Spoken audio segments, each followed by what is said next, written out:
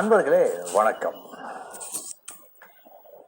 இன்றைய தினம் 12/9/2024 வியாழக்கிழமை, மூலம் நட்சத்திரம்.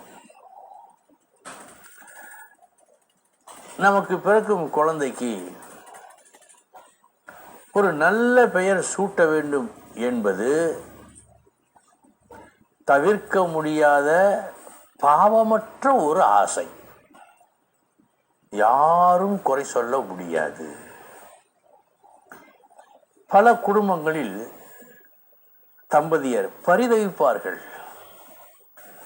நாள் கணக்காக நெட்டிலே போட்டு அப்படி போட்டு இப்படி போட்டு அவர்கள் பெயரை தேர்ந்தெடுப்பதற்குள் பெரும்பாடாக இருக்கும். ஏனென்றால் தான் பெற்ற குழந்தை நல்லபடியாக வர வேண்டும், சமூகத்தில் நல்லவனாக இருக்க வேண்டும், அறிவுள்ளவனாக இருக்க வேண்டும், எல்லோரிடமும் மதிப்பினை பெற வேண்டும் என்பது மிக முக்கியமாக அவர்களது எண்ணம். அதை சொல்லித்தான் வருகின்றார்கள் பெயர் வைப்பதற்கு கூட. அதனால்தான் சொல்கிறேன். ஆனால் நிகழ்காலத்தில் நடப்பது என்ன? பல பெயர்களை, அதாவது நம் நாட்டு தமிழ் மொழி சம்பந்தமில்லாத பல பெயர்களை உச்சரிப்பதற்கே, இந்த வார்த்தையை மட்டும் கவனியுங்கள், உச்சரிப்பதற்கே கஷ்டமான பெயரை வைத்து விடுகின்றார்கள். பெயர் சக்தி ஊட்ட வேண்டும் என்று சொன்னால் அந்த பெயரை உச்சரிக்கும் ஒவ்வொருவரும் எப்படி உச்சரித்தாலும் சரியாக இருக்க வேண்டும். இது இரண்டு வகையில் சாத்தியப்படும். ஒன்று, அந்த எதுகை மோனை என்று சொல்வார்களே, அதுவும் எல்லோராலும் எளிதாக சொல்ல முடிந்த வார்த்தையாகவும் இருக்க வேண்டும். நாம் இந்த வடமொழி சொல் இது ஒழுங்காக உச்சரிக்க முடியாமல் சில பெயர்கள், இதெல்லாம் அந்த குழந்தைக்கு சக்தி ஊட்டும் பெயராக வராது. இப்பொழுது இன்னொன்றை பார்க்க வேண்டும்.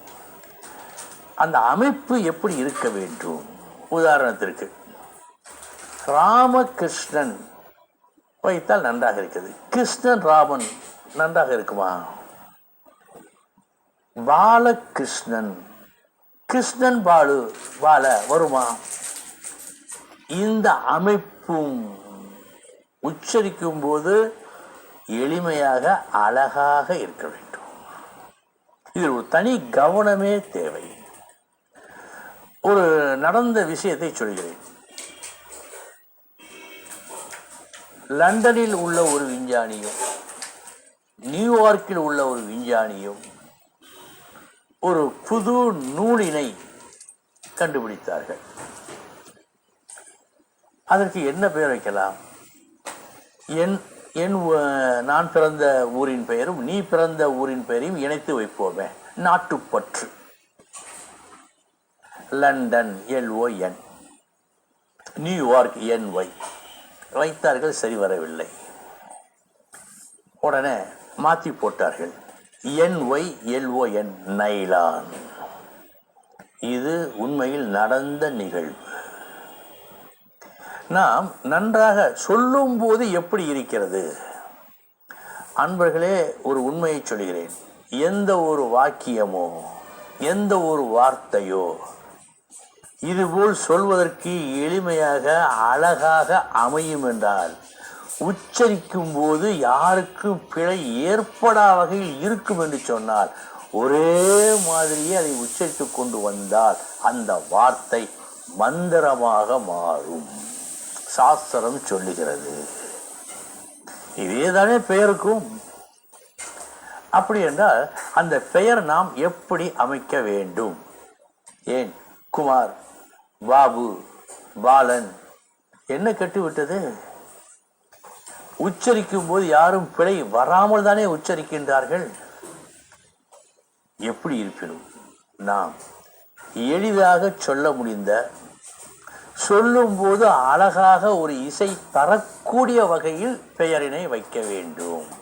அப்படி வைத்தால் அந்த குழந்தையை பெயர் சொல்லி கூப்பிட கூப்பிட ஒரு சக்தி, ஒரு ஆறா அந்த குழந்தையை சுற்றி வரும்.